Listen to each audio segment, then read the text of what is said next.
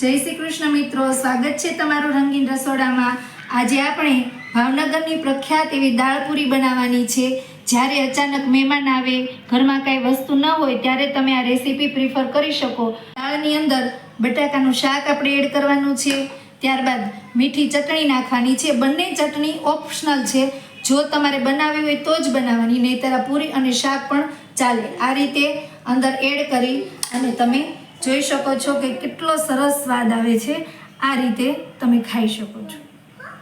તો આજે આપણે આ રેસીપી જોવાની છે, તો આ રેસીપીની શરૂઆત કરીએ। પૂરી બનાવવા માટે સૌથી પહેલાં આપણે ગ્રીન ચટણી બનાવવાની છે, તો તેના માટે 1 વાટકી ધાણા લીધા છે, ડાળખા સહિત લઈ લેવાના છે, તે આપણે જારમાં એડ કરવાના છે। 2 નંગ મરચું લીધું છે, તીખું મરચું છે, અને લીંબુનો રસ, ત્યારબાદ આઈસ ક્યુબ લીધા છે, 3 આઈસ ક્યુબ નાખ્યા છે, સ્વાદ મુજબ મીઠું અને થોડા શીંગના દાણા એડ કર્યા છે, 15 નંગ જેટલા શીંગના દાણા છે।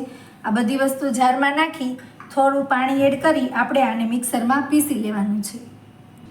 આપણી ગ્રીન ચટણી રેડી થઈ ગઈ છે, તેને આપણે એક બાઉલમાં લઈ લઈશું।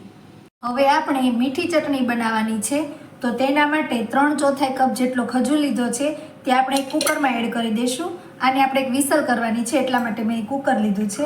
1/4 કપ જેટલી આંબલી છે, થોડો ગળ લીધો છે, એ તમે જરૂર મુજબ લઈ શકો, અને 1 ચમચી લાલ મરચું પાવડર, 1 ચમચી ધાણા જીરું પાવડર અને સ્વાદ મુજબ મીઠું એડ કરવાનું છે, અને જરૂર મુજબ પાણી એડ કરી આપણે આની એક વિસલ પાડી દઈશું, જેથી સરસ બફાઈ જાય। અહીં જે આપણે બાફવા મૂક્યું હતું ખજૂરને, તેની અંદર બ્લેન્ડર ફેરવી અને તેને મેં ગાળી લીધું છે, તો આપણી આ મીઠી ચટણી અહીં રેડી છે। દાળપુરી બનાવવા માટે આપણે ચણાની દાળ લેવાની છે, તો અહીં મેં 1 વાટકી ચણાની દાળ લીધી છે। મેં અહીં પલાળેલી લીધી છે, તમે એમનેમ સીધી પણ બાફી શકો। અહીં પલાળેલી લીધી છે એટલે કુકરની અંદર આપણે 2 વિસલ વગાડી દઈશું, અને જો તમે સીધી બાફવાના હોય તો 4 થી 5 વિસલ વગાડી અને તમે તેને બાફી શકો। તો આપણે તેને કુકરની અંદર નાખી તેને બાફવા મૂકી દઈશું।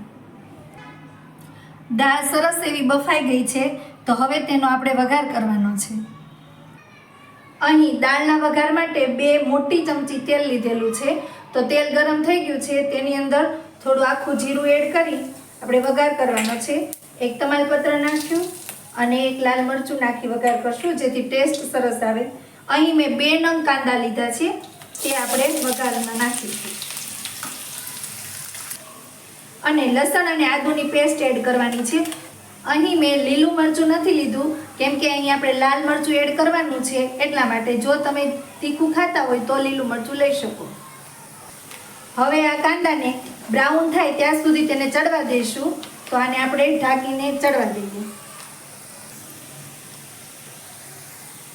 હવે આ કાંદા ચડી ગયા છે, તેની અંદર 2 નંગ ટમેટાની મેં પ્યુરી લીધી છે, તે એડ કરી દેવાની છે। હવે આ બંને વસ્તુને બરાબર સારી રીતે સાતળવા દેવાની છે। આપણી આ ગ્રેવી બરાબર ચડી ગઈ છે, તો આની અંદર હવે આપણે દાળ એડ કરીશું। તો આ દાળ જે આપણે બાફી હતી તે આની અંદર એડ કરી દેવાની છે। હવે આપણે બધા મસાલા કરી લઈશું। તો 1 મોટી ચમચી હળદર નાખવાની છે, અને આ 1 મોટી ચમચી લાલ મરચું, સ્વાદ મુજબ તમે વધારે એડ કરી શકો, અહીં મેં 2 ચમચી જેટલું લીધું છે। સ્વાદ મુજબ મીઠું એડ કરવાનું છે, અને થોડો ગરમ મસાલો, અડધી ચમચી જેટલો ગરમ મસાલો લીધો છે, તો એ ગરમ મસાલો એડ કરવાનો છે। આ બધી વસ્તુને બરાબર મિક્સ કરી લઈએ। હવે જરૂર મુજબ આપણે પાણી એડ કરી દેવાનું છે। દાળ સારી એવી ઉકળી ગઈ છે, કલર પણ સરસ આવી ગયો છે, તો હવે આ રીતે હું મોડી સર્વ કરવાની છું, એટલા માટે થોડી પતલી રાખી છે। તમે તમારા આઈડિયા મુજબ થોડી ઘાટી પણ રાખી શકો। હવે આની ઉપર થોડા આપણે ધાણા એડ કરી દઈશું, તો આપણી દાળ રેડી છે। હવે આપણે બટાકાનું શાક બનાવવાનું છે, તો તેના માટે અહીં મેં નાની સાઈઝના 6 નંગ બટેટા ઝીણા ઝીણા પીસીસ કર્યા છે, તો હવે તેનું આપણે શાક બનાવવાનું છે। અહીં શાક માટે અહીં મેં 4 મોટી ચમચી જેટલું તેલ લીધું છે, તો તેલ આવી ગયું છે, તો તેમાં અડધી ચમચી હિંગ નાખી અને 1 ચમચી જેટલી હળદર નાખી આપણે આ બટાકાનો વઘાર કરવાનો છે. હવે આ મિક્સ કરી આપણે શાકને ખુલ્લું ચડવા દેવાનું છે. ખુલ્લું મતલબ આપણે કુકરની અંદર નથી બનાવવાનું, તપેલાની અંદર અથવા બાઉલની અંદર બનાવશું, જેથી ખૂબ જ સ્વાદિષ્ટ બનશે. તો હવે આ બટાકાને આપણે ચડવા દઈએ. હવે આપણા બટાકા ચડી ગયા છે, તો તેની અંદર આપણે બધા મસાલા એડ કરી દઈશું. તો સૌથી પહેલાં સ્વાદ મુજબ મીઠું એડ કરવાનું છે. ત્યારબાદ આપણે લાલ મરચું એડ કરવાનું છે. આ શાક આપણે એકદમ ટેસ્ટી બનાવવાનું છે, એટલે હું અહીંયા વધારે મરચું એડ કરું છું. તમે કાશ્મીરી મરચું પણ લઈ શકો. અને 2 ચમચી ધાણા જીરું પાવડર એડ કરવાનું છે. હવે આ બધી વસ્તુને બરાબર મિક્સ કરી તેમાં આપણે જરૂર મુજબ પાણી એડ કરવાનું છે. હવે આપણે જરૂર મુજબ પાણી એડ કરશું.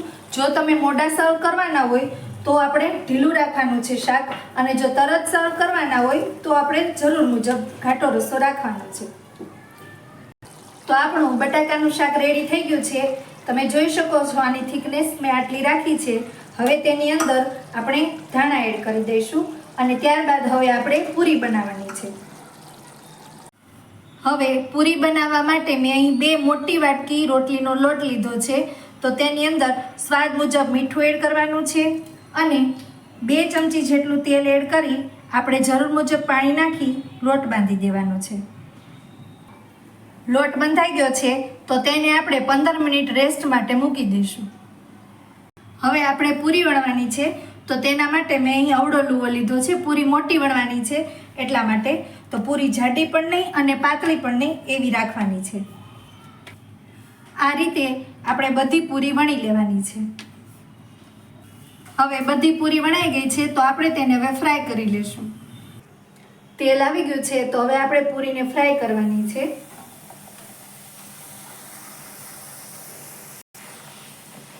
તો પૂરી સરસ ફૂલીને થઈ ગઈ છે. તો આ રીતે આપણે બધી પૂરીને તળી લેવાની છે.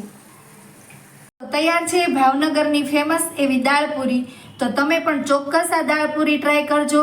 જો તમને અમારો વિડીયો પસંદ આવ્યો હોય તો લાઈક અને શેર કરો, અને અમારી ચેનલને સબસ્ક્રાઈબ કરો.